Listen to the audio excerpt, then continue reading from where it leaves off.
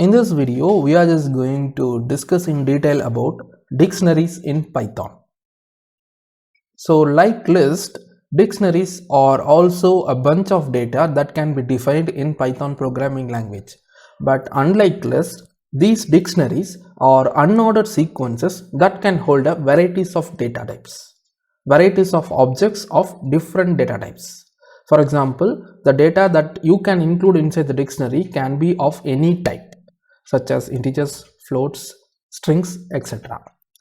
And the major difference between list and dictionary in Python is that dictionary have key value pair for each object of the dictionary. Unlike list, you cannot use the indexing process for identifying each object of the dictionary. You can use key value pairs that you give at the time of defining the dictionary for identifying individual objects of the dictionary. So this is the syntax for defining a dictionary in Python. It would take a curly braces for defining a dictionary in Python, and inside the curly braces it goes like the key colon the value of the key. So here on the example you can see the key 1 is written inside the single quotes colon of the value of the key 1, that is nothing but string within the single quotes value 1. So the key 1 is holding the value 1 string, and following that you can define n number of dictionaries by using the comma operator. After that I have provided a comma key 2 colon value 2. So key 2 is holding the object value 2. So this is the basic syntax of dictionary. And one of the major difference between dictionary and list is dictionaries objects can be retrieved by the help of keys, and list objects can be retrieved by the help of location or indexing process. And let's go to the Jupyter notebook for getting a practical overview of dictionaries in Python. So I'm just going to define my first dictionary. Let's take it to be mydict is equal to, as I said, curly brace is useful for defining a dictionary in Python, and I will give like key 1 colon value 1 comma key 2 colon value 2. I'm just going to execute this particular line. I'm giving shift enter. Now the dictionary mydict has been created in my Python code. Now when I try to execute mydict, shift enter, you can see it is falling back with the dictionary that I have defined in the line number 1 in my Python code. So without the process of indexing such as in list, how we can retrieve the objects of the dictionary? That can be done by using the key right over here. So instead of mydict, when I try to write like key 1 inside the square bracket, I will get the value 1, which is representing the key 1 in my dictionary. So like this you can use the key value pair of that particular object for retrieving back the dictionary. Now you may have a doubt where you can use a list and where you can use a dictionary in Python. I will tell you an instance. For example, if you are going for a shop, or if you are developing a software for a stationery shop and you want prices of different objects to be stored inside a group of data but retrieved with the help of a particular name. Let's say I am just defining a dictionary right over here with the name stationery, and inside the stationery I am just going to give the first key to be, let's take it to be pen colon, and the cost of the pen is, let's take it to be 5.6 rupees or dollars, comma. Next thing is I'm just going to define another key value pair with the name pencil as the key, and the price of the pencil is, let's take it to be 2.3. I'm executing this particular line, and here when I want to know the price of the pen, what I can do is I can just directly write like stationery pen. When I execute this particular line, it returns back or responds back with the value or the price of the pen. So this is a very good example of maintaining the prices of various objects with the help of a key that you are providing right over here. So this is a very good example for understanding where you want to use a dictionary and where you want to use a list for clubbing the data of different types in Python. And next, let's define another dictionary. Let's take it to be D is equal to first value of the dictionary. Let's take it to be K1 as the key, and I'm just going to give an integer. Let's take it to be 12, and the second key, let's give it to be K2, and here I'm just going to define list inside the dictionary. So here I'm giving a square bracket 0, 1, 2, and following that I'm just going to give another key, define another key.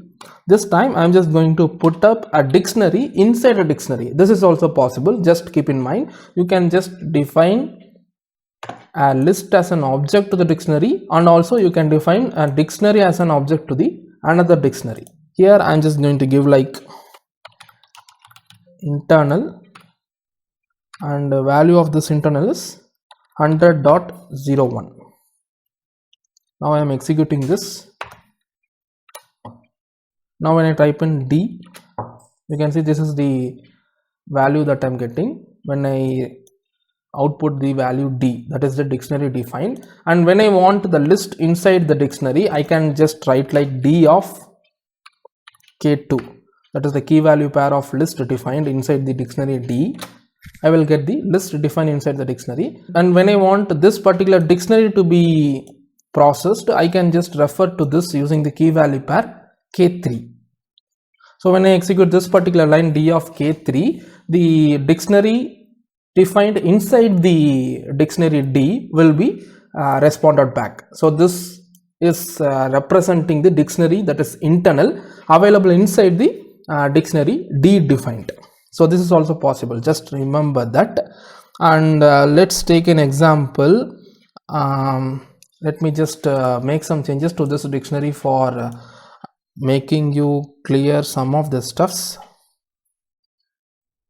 If I want to refer to this particular list item with the help of the dictionary, I can do like, when I type like DK2, I will get the list, and DK2 of the index 2 will provide me the value right over here. So I can give like DK2 of 2. When I execute this particular line, it is reference to this particular object right over here inside the list, inside the dictionary D. So this is how you can use the referencing process for referring to object inside the list that is available inside the dictionary D. And also I showed you how you can refer to this particular dictionary inside the dictionary D. I hope you remember that. And now let me just define a dictionary with the same name K, but inside the dictionary I am just going to have a list. Let's take the list to be A, B, C. I'm just going to delete this dictionary. I don't want this, and also I don't want this. Now I'm defining this.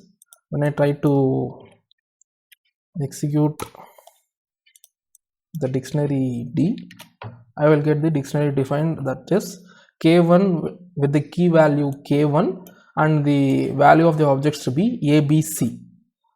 So for now, let's take an example for making this particular character inside the list in a capital fashion. This is a small b, so I want this particular small b to be made capital. So for that, what I can do is I can just fetch out the list 1 is equal to D of K1. I will execute this particular line, and now when I try to explore the list 1, you can see this is the list inside the dictionary D. And now I want this particular b to be capital. So what I will do is, here I will just declare a variable var, and here I will reference to that particular index 1. I'm executing this, and when I look into the var variable, I will get the b. So for making this capital, what I can do is I will just make it like, or I will execute this particular line like var dot upper. You can see this has made capital. So these are all the process involved for making the b capital right over inside the list that is available inside the dictionary. So instead of performing all these things, we can do this with the help of the dictionary inference process itself. I will tell you how you can do that. So here it is clear that when you refer to dk1, it is referencing to this particular list.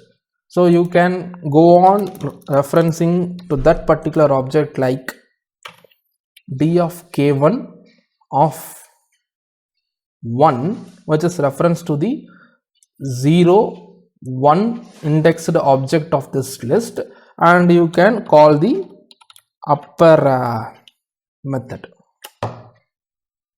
Done. So this is how you can use the power of Python dictionaries for referencing to the list that is attached to the dictionaries, or even dictionaries that is attached to the dictionaries. You can process the data available inside the dictionary using the referencing methods like these. And one more thing is, you can just overwrite the value of the dictionaries also. That is also possible. You can see here I have a dictionary called stationery with the pen value 5.6 and pencil value 2.3. If I want to change this particular value, you can reference to this key value pair pen, and you can write new value like 6.7. I'm executing this. Now when I try to get the value of this dictionary pen, it is 6.7. Now when I explore the whole dictionary stationery, I will get pen to be 6.7 and pencil to be 2.3. So overwriting is also possible in dictionary. That is meaning like dictionaries are mutable. And you can also add an object at the end of the dictionary with the help of the dictionary name itself. For example, how you can add is, let's say I just want to add another object key value pair right over here to the same dictionary stationery right over here. Let's take that key as eraser, and the value of the eraser that you want to add is, let's take it to be 3.5. Done. It is executed. Shift enter I have given. Now when I try to explore the stationery dictionary, you can see that is eraser key has been added with the value 3.5 in the dictionary stationery. So this is how you can override the value of the dictionaries with the key values, and also you can add the dictionary objects by providing the new key value using the dictionary name. And some more methods or generic methods that I want to explain to you related to this dictionaries are, I'm just deleting everything right over here. I will just explain with the help of this dictionary itself. So you can see this is a dictionary named stationery with the pen value 6.7, pencil value 2.3, eraser value 3.5. Now we have a method called keys, which is helpful for providing only the keys available in the dictionary. When I execute this, you can see these are all the keys of the dictionary. And another method that you can explore is the values. So without even knowing the key values, you can just examine the values of each keys available in the dictionary in a linear fashion when you use this particular method. And another method is items, which will respond back with the each and every key value pairs of the dictionaries in a linear fashion. So that's all I want to explain to you about dictionaries in this particular video. I hope you learned something new in this video. See you in the next video. Thanks for watching.